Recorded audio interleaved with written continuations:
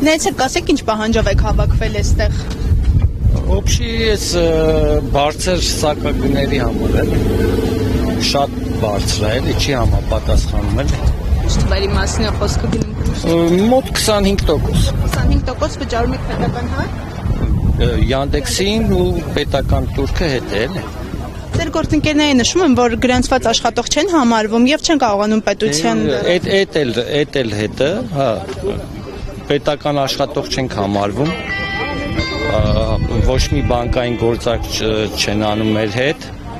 ու ոչ մի պետական բաներից չենք օգտվում էլի։ Փորձել եք օրինակ Yandex-ի հետ բանակցել ձեր խնդիրը ներկայացնել։ Նու կապ չենք կարող հաստատենք իրancs հետ։ Դե on-line են պատասխանում ու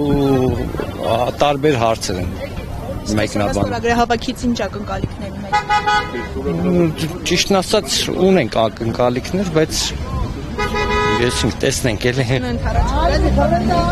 Նե մենակ պետությունը չի, պետք է ասենք Yandex-ն էլ ընդառաջ գա էլի, որ այս վիճակին պետք է տոկոսները գոնե իշնեն էլի։ Ձեր խնդիրը միայն տոկոսներն են։ Չէ, դե համ պետականորեն ասենք որ ստաժ համարվի, ես իմ համ